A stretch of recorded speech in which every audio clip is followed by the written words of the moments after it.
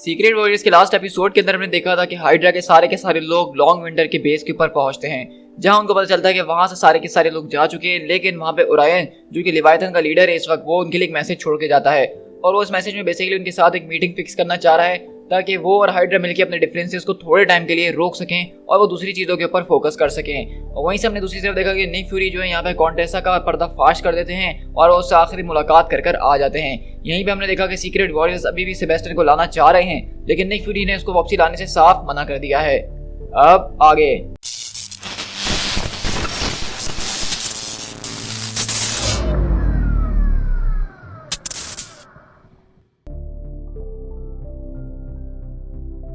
तो इस तरह हमारी कहानी बेसिकली एक बहुत बड़े टाइम जंप के साथ शुरू होती है, यानी कि जो अब तक हम देखते आए लास्ट एपिसोड में उसके ठीक 2 हफ्ते बाद, जहां पे हम पीटा के अंदर शिफ्ट होते हैं जो कि निक फ्यूरी का सीक्रेट बेस नंबर 7 है, जहां निक फ्यूरी बैठे हुए और होलोग्राम से अपनी तीनों टीम के लीडर से बात कर रहे होते हैं। तो वहीं से पियर्स पूछता है कि क्या हुआ निक, क्या खबर है।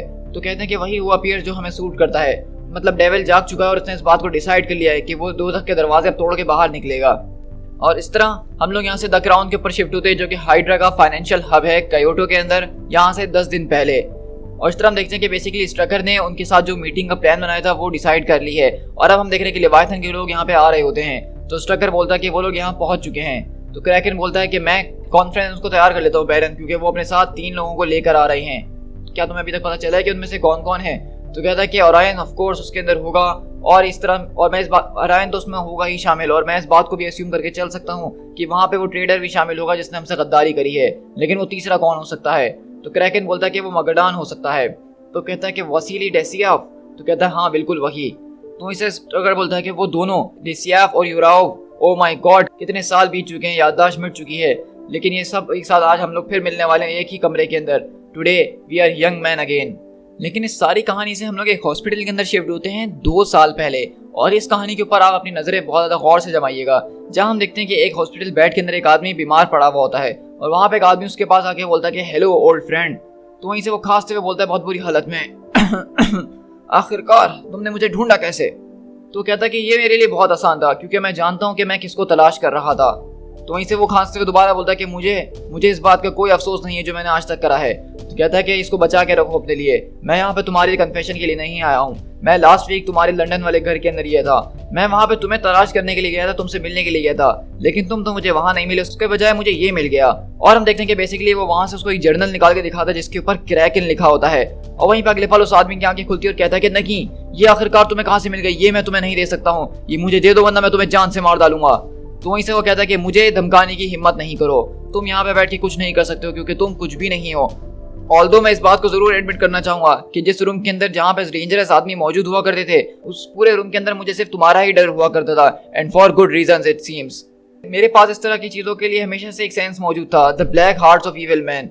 तुम्हारी बुक्स, तुम्हारे रनिंग रिकॉर्ड जो कि पिछले 20 साल के यहाँ पे मौजूद हैं, और हर एक डिटेल अकाउंट जिसके अंदर तुमने हर एक अपना काला पैसा डाला हुआ है जो भी पॉसिबल हो सकता है, हर उस शख्स की मौत जो कि इनोसेंट था, और हर वो प्रॉपर्टी जो तुमने खरीदी है, और वो लोग जिनको तुमने खरीद के अपने बुरे बुरे काम करवाए हैं, चोरियां करवाई है, मर्डर करवाए हैं, ये सारी की सारी वो इन्फॉर्मेशन है जो कि बहुत ज़्यादा खतरनाक किस्म की है और जिसके अंदर ग्रैंड और इविल एजेंडाज मौजूद है तुम्हारे अपने। तुम समझते हो द ज़ोडिएक थिंग।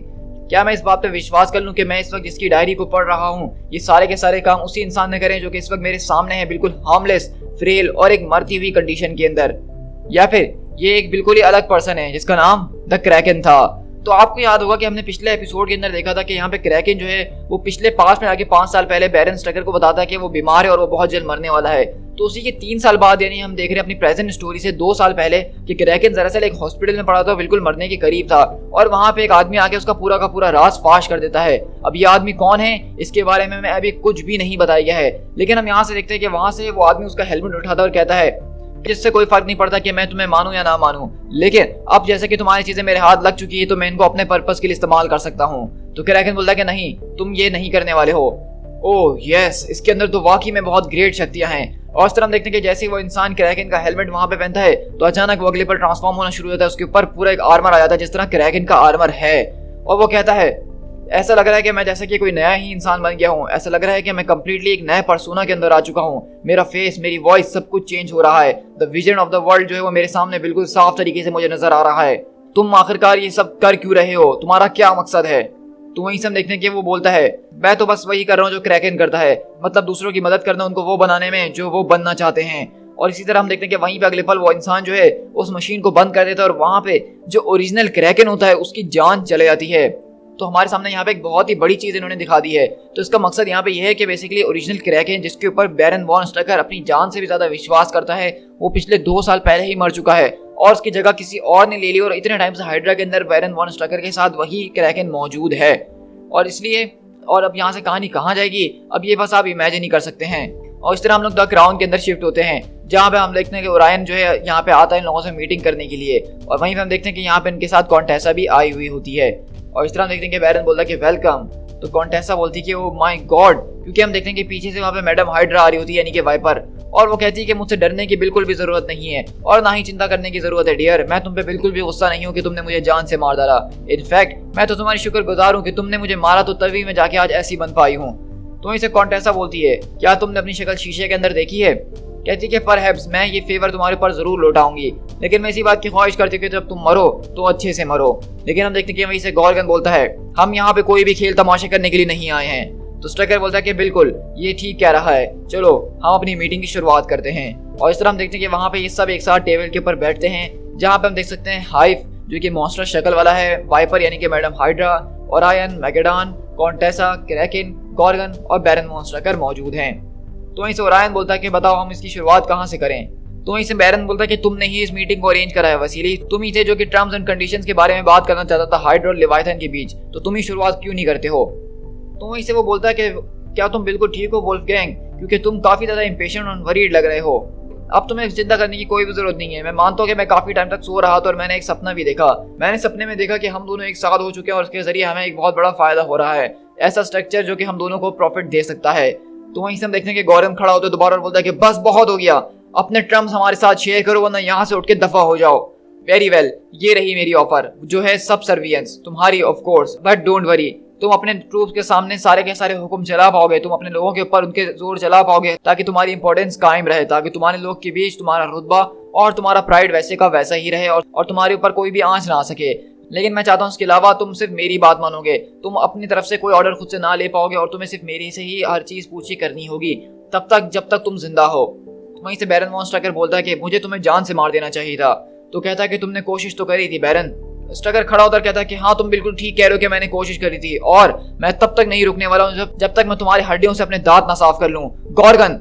और इस तरह हम देखते हैं कि अगले पल वहां पे गॉर्गन उठता है, अपनी तलवार निकालते हुए उनके ऊपर अटैक करता है, सीधा अपना खंजर निकाल के ओरायन के शोल्डर के अंदर घुसा देता है। तो वहीं से ओरायन बोलता है कि लड़के तुम्हारे लिए आज एक लेसन है। और अगले पल हम देखते हैं कि मगडान वहां पे उठता है और एक जोरदार हथौड़ा उसके मुंह पे मार के उसको पीछे गिराता है। और इसी तरह हम अगले पल देखते हैं कि वहां पे ओरायन भी खड़ा होता है और गुस्से में आ जाता है। तो वहीं पे कॉन्टेसा बोलती है कि डू इट नाउ। और अगले पल हम देखते हैं कि यहाँ पे लेवाइथन के एजेंट जो पहले से मौजूद होते हैं वो यहाँ पे एक जबरदस्त किस्म से इनकी पूरे के पूरे बेस को बर्बाद करना शुरू करते हैं। और इसी तरह यहाँ पे निक फ्यूरी बताते हैं कि अभी की बात यह है कि स्काई लाइन ऑफ क्योटो जो है वो अभी तक जल रही है। वहां पे उनके बीच एक जबरदस्त किस्म की फाइट हुई थी क्योंकि 4 दिन पहले लेवाइथन और हाइड्रा एक साथ मिले थे और वहां पे एक जबरदस्त किस्म की वॉर हुई थी। तो बेसिकली निक फ्यूरी जो अपने लोगों को बातें बता रहे हैं वो इसी बारे में बता रहे हैं जो कि पिछले 10 दिन पहले हुआ था। मतलब लेवाइथन और हाइड्रा के बीच एक डील होने वाली थी लेकिन उसमें एक खतरनाक किस्म की वॉर छिड़ गई। तो वहीं से पियर्स बोलता है और शायद ट्रेजिक तौर पे जो है हमारे दोनों के दोनों दुश्मन मारे गए हैं, वो दोनों लड़ते हुए आपस में एक साथ खत्म हो गए हैं। तो हमारे लिए बहुत बढ़िया काम है टीम। तो बताओ अगली फ्लाइट कहाँ की बुक करनी है? बोरा बोरा की, और सबको खाना मेरी तरफ से होगा। तो वहीं से निक फ्यूरी बोलते हैं कि हमारी लक इतनी भी अच्छी नहीं है पियर्स। तो वहीं से मिकेल पूछता है तो क्या हमारे पास एग्जैक्ट इन्फॉर्मेशन है कि वहां पे क्या हुआ और क्या नहीं हुआ? हमें ये पता चला है कि दोनों तरफ से मैसिव कैजुअलिटीज हुई हैं। हाइड्रा और लेवाइथन दोनों के लीडर्स जो हैं वो वहां से भाग गए थे। हमें इस बारे में श्योर नहीं है कि वहां पे किस तरह की जंग चली थी, लेकिन इतना जरूर कह सकते हैं कि दोनों साइड काफी बुरी तरीके से इंजर्ड हैं। हाइड्रा का बेस द क्राउन वो कम्प्लीटली डिस्ट्रॉय हो चुका है और सच कहूं देखने से तो ऐसा लग रहा है कि जैसा कि वहां पे क्रिसमस के धमाके हुए हैं। तो क्वैक पूछिए तो अब हमारे पास क्या ऑर्डर है आपके? तो वहीं से निक फ्यूरी बोलते हैं कि अब हम जो है एग्रेसिव खेलना शुरू करेंगे क्योंकि इस वक्त वो बहुत ज्यादा जख्मी हुए हैं और अपने जख्मों को चाट रहे हैं। हमारे पास यही सही मौका है उनके ऊपर अटैक करने का। और इस तरह हम बेसिकली देखते हैं कि तीनों की तीनों टीम्स मेंबर्स में दिखाया जा रहा होता है जिसमें ब्लैक टीम, व्हाइट टीम और एक ग्रे टीम मौजूद है। और वहीं से निक फ्यूरी बोलते हैं कि अगर तुम लोगों को अभी तक तुम्हारे ऑर्डर्स नहीं मिले हैं तो इस मीटिंग के फौरन बाद में तुम लोगों को जो सारे के सारे ऑर्डर्स दे दूंगा। अभी के लिए बस इतना ही तुमसे कह सकता हूँ कि अपनी अपनी टीम को बिल्कुल तैयार रखो बिकॉज वी आर ऑपरेशन गो।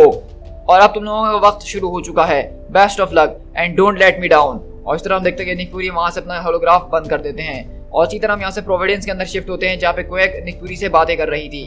और वहीं से देखते हैं कि पीछे जेटी भी बैठा होता है और पूछता है कि हे डेजी, आखिरकार तुम यहाँ पे किससे बात कर रही थी और क्या चल रहा है। तो डेजी बेसिकली उसको निक फ्यूरी का प्लान बता रही होती है कि किस तरह से अब चीज़ें बहुत जल्द खराब होने वाली हैं और हम बहुत जल्द फील्ड के अंदर उतरने वाले हैं, मतलब अब हम दोबारा शायद इस तरह से ना मिल सकें। तो वहीं से वो बोलती है कि मैं सोच ही रही थी कि जब हमारे पास इतना टाइम मौजूद है तो क्यों ना हम उसको अच्छी तरीके से स्पेंड करें। और इस तरह हम देखते हैं कि वो दोनों यहाँ पे एक दूसरे को किस करना शुरू कर देते हैं।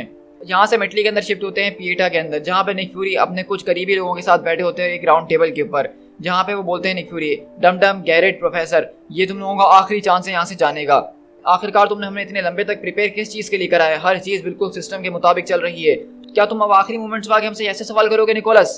तो वहीं से वो लोग बोलते हैं कि बस कर दो, अब मैं इंतजार करते करते बूढ़ा हो चुका हूँ, अब इस प्लान को आगे बढ़ाओ ताकि हम लोग सारी की सारी चीज़ों को फौरन से सेटल अप करें। और वहीं से गैरेट बोलता है कि मेरे ख्याल से यहाँ तो तुम अपने बारे में सोच रहे हो, आखिरकार तुम हेजिटेशन क्यों कर रहे हो, क्या तुम्हें किसी चीज़ का रिग्रेट है, तुमने इतने साल लोगों को कैच करने में लगा दिए ताकि वो सही जगह पे मौजूद रहें, और अब जब सारी चीज़ें सही हो रही हैं तो आखिरकार तुम पीछे क्यों हटना चाह रहे हो। तुम एक स्पाई हो निक फ्यूरी, तुम एक असैसिन हो और ये रोड हमेशा इसी तरह से एंड होती है। निक फ्यूरी बोलते हैं कि तुम शायद बिल्कुल ठीक कह रहे हो, लेकिन ये चीज़ करने में मुझे थोड़ा सा डर जरूर लग रहा है, क्योंकि मैं इतना जरूर कह सकता हूँ कि जब ये चीज़ खत्म होगी हम में से किसी ना किसी को एक बहुत बड़ी कीमत इसकी चुकानी पड़ेगी। अब समझ लो कि रात हो चुकी है, तो अपनी अपनी दुआएं करना शुरू कर दो। और इस तरह हम कुछ टाइम बाद शिफ्ट होते हैं, जहाँ पे जेटी यहाँ पे सो रहा होता है, अचानक उसका फोन बजता है जिसपे उसको मैसेज आता है कि मुझसे आके मिलो। तो वहीं से जेटी बोलता है कि मैं जा रहा हूँ, मैं थोड़ी देर में आके तुमसे मिलता हूँ। तो वहीं से क्वेक बोलती है कि ठीक है जल्दी आना।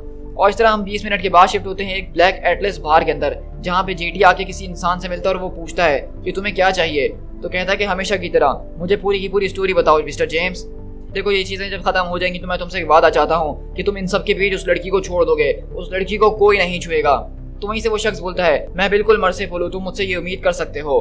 तो वहीं से जेटी बोलता है कि मुझे तुमसे कभी वो पैसे लेने ही नहीं चाहिए थे। तो वहीं से वो इंसान हम देखते हैं कि कोई और नहीं बल्कि बैरन वॉन स्ट्रकर है, और वो बोलता है लेकिन तुमने वो पैसे ले लिए, और वैसे भी हम कुछ कर नहीं सकते थे जब निक फ्यूरी ने हमारे उस पैसे को चुराया और अपनी टीम के ऊपर लगा दिया, और हमें इस बात की कोई परवाह भी नहीं थी कि हम उसको ट्रैक कर सकते हैं कि नहीं। वो लोग जो है जख्मी जानवर की तरह हैं, crazy from the smell of their own blood, they want a fight. लेकिन तुम जो हो सिर्फ यहाँ पे थोड़े से होशियार बनने की कोशिश कर रहे थे, और तुमने सोचा कि थोड़े से पैसे ही क्यों ना कमा ली जाए, लेकिन तुम्हें क्या पता था कि तुम्हारा दिल यहाँ पे किसी और चीज के अंदर लग जाएगा। तुमने इसके बारे में एक बार भी नहीं सोचा, और अब जब सबको लग रहा है कि हम बहुत ज्यादा कमजोर हो चुके हैं, हमारे पास तुम हमारे पास मौजूद हो जो हमें उनके बारे में हर एक चीज को बताने वाला है। तो इस तरह हम देख रहे हैं कि बेसिकली यहाँ पे बैरन वॉन स्ट्रकर भी निक फ्यूरी से कम नहीं है, उसने भी इनकी टीम के अंदर एक जासूस छोड़ा हुआ है जो कि कोई और नहीं बल्कि जेटी है, क्योंकि जेटी ने शायद बैरन वॉन स्ट्रकर की कभी कोई मदद या पैसे वगैरह लिए थे, जिसकी वजह से अब उसको बैरन को हर एक चीज़ आके बतानी पड़ती है। और हम इस बारे में नहीं जानते कि जेटी कितने टाइम से इसको ये चीज़ें बता रहा है। और अब हम देख रहे हैं कि जैसा कि वो क्वेक के साथ करीब हो चुका है, तो अब उसको और भी ज़्यादा चीज़ें पता चलने लगी हैं पहले से। तो अब इमेजिन कर ही सकते हैं कि ये सीरीज किस तरफ जा रही है। दी एंड। सो गाइस, आज का हमारा एपिसोड यहीं पे खत्म होता है, और इसके साथ हमारे ये स्टोरी आर्क भी फिलहाल के लिए यहाँ पे खत्म होता है। तो जैसा कि आप देख सकते हैं कि इस पूरे के पूरे स्टोरी आर्क के अंदर हमने एक जबरदस्त किस्म का स्पाई एक्शन देखने को मिला है। इसकी स्टोरी कितनी ज्यादा ट्विस्टेड है ये आप अंदाजा लगा ही सकते हैं। यहाँ पर राज के अंदर भी राज हैं, हर एक टीम के अंदर एक जासूस मौजूद है। और सबसे जबरदस्त ट्विस्ट जो मुझे इस एपिसोड के अंदर लगा वो ये लगा, जो क्रैकन का हमें एक पास दिखाया गया है, जिसके अंदर ये पता चल रहा है कि ओरिजिनल क्रैकन तो वो 2 साल पहले ही मर चुका है, और हाइड्रा की टीम के अंदर बैरन वॉन स्ट्रकर का जो सबसे भरोसे वाला आदमी है वही जो है वो कोई और है। लेकिन वो इंसान कौन है इस बारे में अभी तक नहीं जानते हैं। क्या वो निक फ्यूरी का साथी है शील्ड का, या फिर वो ओरायन का साथी है लिवाइथन का, इस बारे में अभी हम कुछ भी नहीं जानते। और ये सारी की सारी चीजें आगे की सीरीज में आहिस्ता आहिस्ता करके खुलती रहेंगी।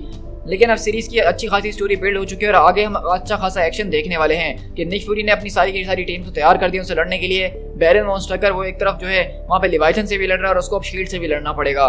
तो आगे की सीरीज बहुत ही ज्यादा औसम होने वाली है। सो गाइस, आई होप कि आपको ये पूरी की पूरी सीरीज बहुत ही ज्यादा पसंद आई होगी। मेरे हिसाब से ये निक फ्यूरी की one of the best series है जिसको मार्वल कॉमिक्स में लिखा गया है, और ये बहुत ही शानदार सीरीज है ओवरऑल। तो आप मुझे कमेंट में बताइएगा कि आपको ये सीरीज कैसी लगी, और अगर आपको ये सीरीज पसंद आई है और मेरे नरेशन का तरीका और एक्सप्लेनेशन पसंद आई है तो इस वीडियो को शेयर जरूर कीजिएगा अपने दोस्तों के साथ। और अगर अभी तक चैनल को सब्सक्राइब नहीं करा तो इंतजार किस बात का है, चैनल को फौरन से सब्सक्राइब करो इस तरह का और ऑसम कंटेंट मेरे चैनल पे एंजॉय करने के लिए। So guys, this is Speed Tiger, मिलते हैं किसी और कॉमिक बुक वीडियो के साथ। Till then, thank you so much.